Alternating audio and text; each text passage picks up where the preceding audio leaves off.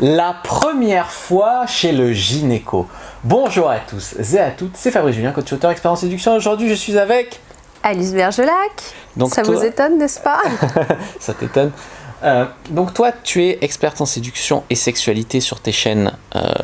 Le Coin Séduction, le Serpent qui danse. Voilà, donc n'hésitez pas à rejoindre Alice. Et aujourd'hui, je t'ai invité sur cette chaîne pour te parler de quelque chose, pour te faire parler plutôt de quelque chose qui nous intrigue.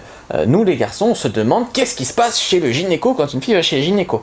Et il y a peut-être des gens qui vont nous regarder, des jeunes filles, qui ont un peu la trouille à l'idée d'aller pour la première fois chez le gynéco. Bah tu m'étonnes, moi aussi j'avais les pétoches avant d'y aller la première fois, c'est normal. Alors moi je t'inviterai dans cette vidéo à nous raconter un peu comment ça se passe, mais tout d'abord, pourquoi aller chez le gynéco, à quel âge? Est-ce que c'est normal, pour ce que ça veut dire normal, d'aller chez le gynéco? C'est normal, oui, d'aller chez le gynéco. Alors on recommande généralement d'y aller chez le gynéco à partir du moment où on a eu ses premières règles et surtout à partir du moment où on a eu ses premiers rapports sexuels. L'idée c'est de Donc vérifier. moi j'y vais pas. Ah pardon. Gynéco, c'est guné, la femme en grec, d'accord, c'est pour les femmes, évidemment. Le gynécologue est spécialisé dans l'appareil génital féminin et puis ensuite il y a des obstétriciens qui seront spécialisés pour tout ce qui sera grossesse. D'accord. Donc c'est important d'y aller à partir du moment où vous commencez surtout à avoir une sexualité active pour vérifier que tout se passe bien, pour... comment dire? Tu couperas. Merci pour le cadeau. Non mais ça va venir pour... Tout fonctionne. Non c'est pas ça, c'est pour... Ah oui. Pour compléter votre éducation sexuelle, si je peux dire, en termes de contraception, pour que vous soyez accompagné, pour que vous ne fassiez pas de bêtises, etc., pour que vous soyez bien suivi à ce niveau-là, c'est important au début de la sexualité d'aller voir un gynécologue. Voilà. Vous serez rassuré sur votre bon fonctionnement à vous, surtout que tout ça est beaucoup lié aux hormones, donc pour les jeunes femmes, voilà, avec la puberté, tout ce qui se déclenche, etc., peut y avoir des petits soucis, on peut être intrigué. Dès qu'on a des soucis d'ordre gynéco, ça peut avoir un impact sur la totalité de notre santé de façon générale. Donc c'est bien d'aller voir un spécialiste qui peut nous expliquer le pourquoi du comment ça fonctionne, pourquoi lors de notre premier jour de règles, on n'arrive à rien faire, pourquoi ceci, pourquoi cela. D'accord, donc c'est vraiment quelqu'un qui prend le temps de t'expliquer tout ça. Un bon gynéco, évidemment, son objectif, c'est pas simplement de te dire écarte les cuisses, je vais regarder ce qui se passe dedans. C'est beaucoup de psychologie, beaucoup d'éducation, c'est vraiment, il prend le temps de répondre à tes questions, tu y vas pour une bonne raison, et donc un bon gynéco, quand tu y vas pour ton premier rendez-vous, il prend le temps de te connaître, de savoir ton mode de vie, si tu fumes pas, tu bois, tu fais la fête, etc. Ça c'est surtout pour des questions de contraception, mais ça peut... Est-ce que tu baises? Non, alors, en fait, si. En fait, s'il va vous le demander, il va vous demander ce genre de questions. C'est pas du tout indiscret, c'est vraiment juste pour pouvoir vous aider. Si vous commencez à mentir à votre gynéco sur vos habitudes de vie, ça va pas bien se passer. Moi, j'avais des copines qui ont menti sur le fait qu'elles fumaient. Elles assumaient pas. Et elles se sont retrouvées avec des pilules de troisième... Parce qu'elles sont allées avec leur mère? Alors, oui, mais généralement, tu peux y aller avec tes parents, mais tes parents restent dans la salle d'attente. Oui, c'est mieux. Donc, mais bon, elles se sont quand même retrouvées à mentir pour une raison obscure à leur gynécologue. Et elles se sont retrouvées avec des pilules de 3e, 4e génération alors qu'elles fumaient, ce qui est excessivement mauvais pour la santé. Donc, il vous pose des questions qui peuvent être assez intrusives, mais c'est pour votre bien-être, c'est pour une bonne raison qu'il vous les pose. C'est pas juste par curiosité et il n'est pas là pour vous juger. De toute façon, c'est un médecin. Il y a le secret médical. Donc, en gros, tu y vas pour voir les règles, si tout fonctionne, pour la contraception. D'autres médecins peuvent donner la contraception globalement. Bien sûr, en fait, n'importe quel médecin peut te prescrire la contraception. L'avantage d'un gynécologue, c'est que comme il connaît tes habitudes et qu'il connaît les différents moyens de contraception, il est beaucoup plus habilité à vous proposer quelque chose. C'est son domaine, quoi. Voilà, globalement c'est son domaine. On va dire ça comme ça. Est-ce qu'il faut aller voir un homme, une femme, une sage-femme, j'en sais rien moi. Si, t'en sais quelque chose, tu vois, comme quoi il écoute un petit peu quand je raconte mes pérégrinations chez les gynécos. C'est à vous de voir, si vous voulez un homme ou une femme. Moi je sais que par exemple j'ai commencé avec un homme. Je me suis pas trop posé la question. Pour moi ça m'a personnellement pas dérangé. Après, vous pouvez tout à fait aller voir une femme si vous préférez aller voir une femme parce que vous allez lui montrer votre intimité. Donc, je peux comprendre qu'un homme, ça puisse vous impressionner. Après, il ne faut pas oublier, ce sont des médecins, ils voient ça toute la journée, ils voient des trucs un peu dégueulasses parfois. Enfin bon, je veux dire, c'est pas toujours la chose la plus ragoûtante, en tout cas de mon point de vue. Donc, en fait, ils ne vont pas vous regarder comme vous pourriez vous y attendre avec un regard un peu pervers, l'œil lubrique, etc. Pas du tout, ils vous regardent de façon très neutre et très factuelle.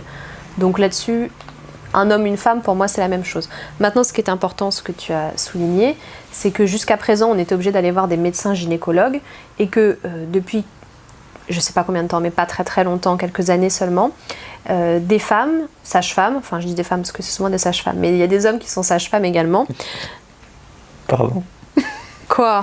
Non, c'est juste des hommes qui sont sages-femmes, c'est bizarre. Oui, mais ça existe. Oui. Il n'y a pas de... Non, c'est pas un métier... Ça me surprend. C'est sage-homme. Non, non, c'est parce que c'est pour les femmes. Ah. Sage-femme s'occupe de la femme. Mais ça peut être un homme qui s'occupe d'une femme. Quel rapport avec le fait d'être sage ?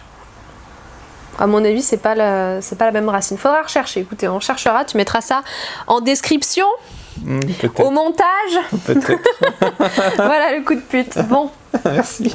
Donc vous pouvez aller voir un ou une sage-femme, tout dépend de la personne, encore une fois, c'est à vous de voir votre préférence, qui sont aujourd'hui habilités à faire des suivis gynéco et même des suivis obstétriques. Voilà, selon les spécialités de chacune, vous pouvez tout à fait aller vous rendre chez un ou une sage-femme. Donc, au niveau des rendez-vous, c'est quand même plus simple, ça fait aussi plus de personnes, parce que moi je me souviens à l'époque, mon gynéco, pour le voir, il fallait prendre pratiquement 6 mois à l'avance. Et puis ensuite, il était tellement booké, overbooké, qu'il avait toujours 1 heure, 2 heures de retard. Là, les sages-femmes, ça permet effectivement d'ouvrir le champ des compétences, et puis ça permet aussi de reconnaître qu'un ou une sage-femme, ils ont des compétences dans la matière, et c'est vrai qu'ils sont très compétents. Depuis, je ne veux plus voir un gynéco, je veux voir une sage-femme. C'est cher ? Ça dépend. Comme tout médecin, soit ils sont conventionnés, soit ils ne le sont pas, donc il peut y avoir des dépassements d'honoraires ou non. Ça, il faut se renseigner. Bon, s'il y a des dépassements d'honoraires, vous ne serez pas remboursé. S'il y a des dépassements, s'il n'y en a pas, ce sont des médecins, ils prennent la carte vitale, parce qu'on est en France, et donc vous serez remboursé. C'est pas cher, c'est de l'ordre de 20-25 €. Alors, comment ça se déroule une visite chez les gynécos ? On veut tout savoir. Là, en plus, il ne le sait pas parce que j'ai refusé de lui dire avant de tourner la vidéo pour regarder les réactions.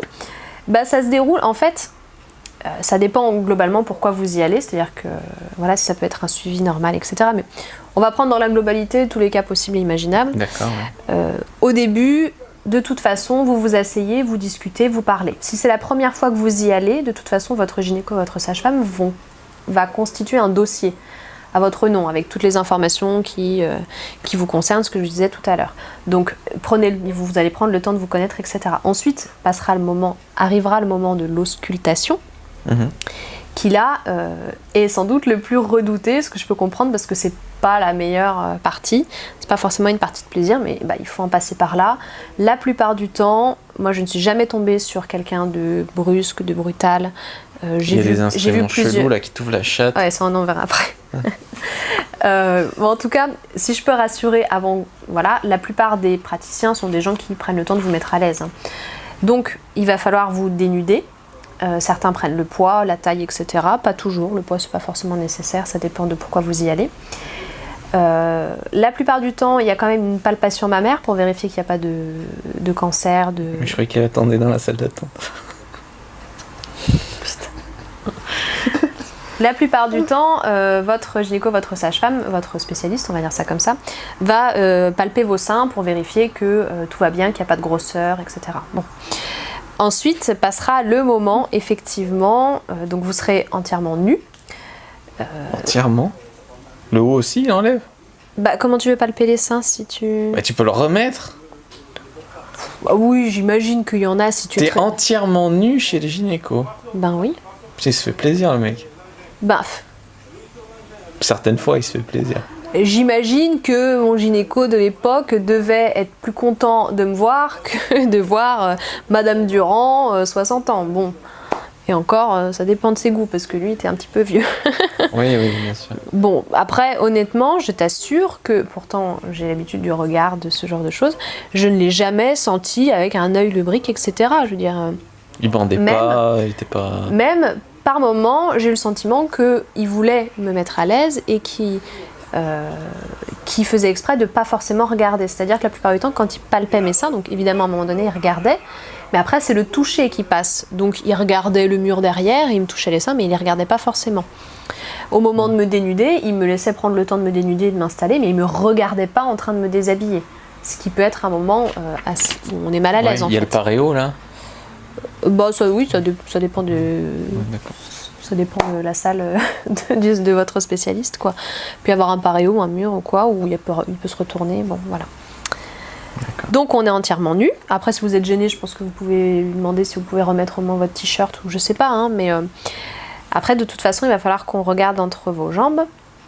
Et c'est là que ça devient très très désagréable, parce que c'est une position qui n'est absolument pas naturelle. Vous avez donc un banc avec des étriers. Je crois qu'on appelle ça des étriers. Et donc, il va falloir, sur le banc, vous installer de telle sorte que vos fesses soient très en avant. Donc, vous êtes allongé. Et vos fesses doivent être vraiment sur le bord du banc. Ok ? Et ensuite, hop, on relève les jambes. On relève les pattes. On relève les pattes et elles sont maintenues par des étriers. Cette position permet tout simplement d'avoir une vue d'ensemble sur toute la zone. Si vous êtes trop reculé, en fait, vous aurez le bassin qui sera légèrement tourné vers la table et donc il ne pourra pas bien voir. Donc l'idée là, c'est d'être bien à l'aise. Et ensuite, eh bien, il va falloir vérifier que tout se passe bien et il ne va pas se contenter de regarder votre vulve, il va regarder à l'intérieur. Pour regarder à l'intérieur... Mais les doigts ? Oui, il peut mettre les doigts, tout à fait. Il va sur le point G, sur la diff spot. Non, c'est pas ce qu'il regarde. Il met des gants, évidemment. Il met des gants avec du lubrifiant, évidemment, pour vérifier à la palpation que tout se passe bien. Mais il va aussi utiliser un spéculum pour ouvrir. Et moi, ça... Je connais que les spéculos. Ouais, bah écoute, tu mettras une photo au montage de ce que c'est qu'un spéculum. Je pense que ça peut être intéressant. Une photo au montage. Eh oui, je suis chiante, mais bon, parce qu'en fait, franchement, ça fait peur. La première fois que j'ai vu ce truc... C'est, je sais pas si vous avez vu Friends, on dirait un bec de canard, vous voyez. C'est fait pour vous écarter l'orifice vaginal pour qu'il puisse avoir vraiment une pleine vue sur votre vagin jusqu'au col de l'utérus, pour qu'il puisse bien tout voir à l'intérieur. C'est franchement pas agréable, je vais pas vous mentir. Maintenant, c'est un passage obligatoire. Donc surtout que tous les 3 ans, maintenant, on est obligé de faire un frottis vaginal pour vérifier que tout va bien. Plus pour certaines qui ont plus de problèmes et donc ça va lui permettre avec un petit coton-tige de venir faire un prélèvement le plus haut possible à l'intérieur. Donc tu veux dire que c'est obligatoire comme les vaccins d'aller chez gynéco ? Bonne question. Moi on m'a toujours dit il faut absolument revenir tous les 3 ans, si c'est pas fait tous les 3 ans ça va pas. Après, je veux D'accord, dire, c'est une obligation morale. Voilà, c'est une obligation morale, une obligation de santé. Les vaccins, quand tu es étudiant par exemple, tu peux pas t'inscrire si tu justifies pas que tu es à jour sur tes vaccins. Mais on va pas te demander à une femme d'être à jour sur tes frottis, tu vois. Donc, mais c'est important parce que ça permet de voir l'état de la muqueuse utérine, de voir que tout va bien. Donc c'est important de faire des frottis régulièrement. Et je peux inspecter, moi ? Ben non, toi tu peux pas voir, surtout que le frottis, le but donc c'est, comme je vous disais, on fait un prélèvement et ensuite ça part en laboratoire. Ok. Donc les yeux ne suffisent pas en fait. Et le gynéco, c'est lui aussi que tu vas voir si tu as un herpès, de toute façon, mycose, oui, tout ce qui se rapporte à la zone génitale, de toute façon c'est le gynéco que tu vas voir, c'est lui qui est spécialiste. Ou un docteur normal ou... Un docteur normal, il ne sera pas spécialisé dans... Vous pouvez aller le voir si vous n'avez pas de... Voilà, mais un docteur normal... Si vous n'avez pas rendez-vous, ouais. Voilà, un docteur normal, franchement, il ne sera pas forcément spécialisé sur la question, donc ça peut dépanner, mais voilà, c'est pas vers lui que vous devez vous tourner obligatoirement. J'oubliais de dire aussi, c'est que pour prendre un rendez-vous chez le gynéco et pour qu'il puisse vous ausculter correctement, il ne faut pas avoir vos règles. Ah, tu m'étonnes. Voilà, si vous avez... Oui. Non, mais si vous avez vos règles, ou même si vous êtes en toute fin de règles, c'est-à-dire le dernier jour où vous avez pratiquement plus de pertes, etc., c'est quand même gênant et du coup, il ne pourra pas vous ausculter. Mais si tu as un souci avec tes règles, genre des cycles anormaux, il faut aller voir le gynéco. Bien sûr. D'accord. Bien sûr, il faut en parler, il faut voir ce qui se passe au niveau des hormones, s'il y a un souci, Voilà, c'est lui qui va tout vérifier, qui va faire le contrôle, si tu as des maladies vénériennes, si tu as un herpès, si tu as des déséquilibres au niveau de la flore vaginale qui peuvent te provoquer des mycoses. Ce genre de choses, c'est vers lui que tu te tournes. Alors voilà les amis, on en sait tout de suite beaucoup plus. Je voudrais juste revenir brièvement sur un point, c'est sur le côté est-ce que c'est gênant En fait, je pense que c'est comme toute chose. Je comprends que vous puissiez être gêné à l'idée d'aller montrer votre vagin à un médecin. Moi, je me rappelle la première fois que j'ai dû montrer ma bite à un docteur. Voilà, ça peut être gênant maintenant aujourd'hui, ça m'est arrivé de montrer ma bite à un docteur et je m'en fous, tu vois. Donc c'est dans la tête, hein, c'est gênant, pas gênant, je m'en fais un monde, je m'en fais pas un monde. Voilà, moi je vous conseille de prendre ça à la cool. Alors je comprends que vous soyez stressé, mais dites-vous qu'il y a tellement de femmes qui sont passées avant. C'est-à-dire que c'est pas agréable, donc oui, forcément... Non mais voilà, toi tu montes en externe, tu vois, donc... ça peut être douloureux. Après, la plupart du temps, ça ne l'est pas parce que les personnes font attention. J'ai connu des personnes qui m'ont dit qu'elles étaient allées voir une spécialiste qui n'était pas du tout douce, qui avait été trop brusque, et du coup, elles ne se sont jamais retournées, vous voyez. On peut avoir des mauvaises expériences. Franchement, c'est pas une partie de plaisir. Maintenant, faut le faire. Moi, je suis pas forcément gênée parce que je suis pas trop du genre pudique, donc ça va. Mais j'avoue que j'aime pas forcément y aller. Après, pardon, j'y pense, mais parce que je me suis posé la question, je me suis rendu compte que d'autres se la posaient.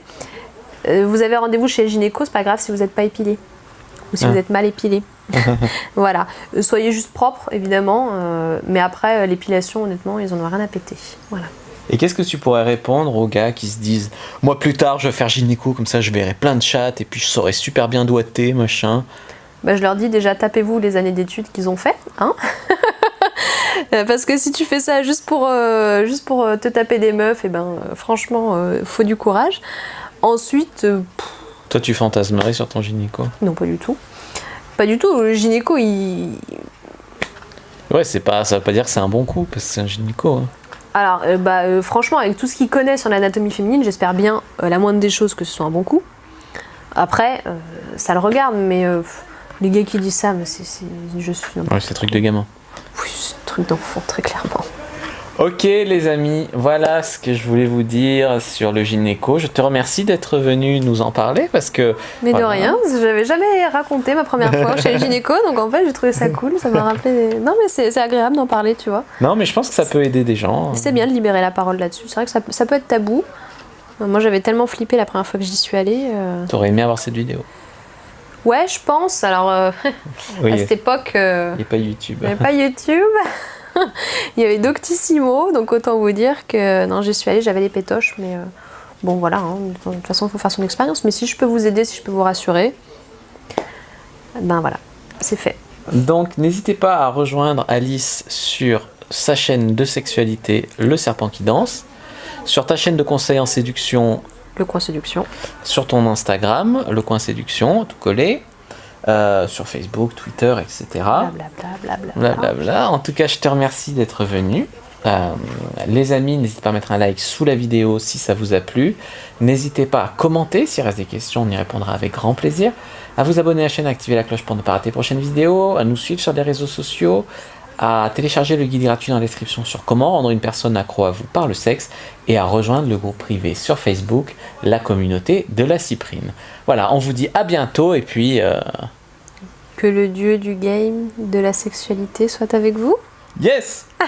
Yes!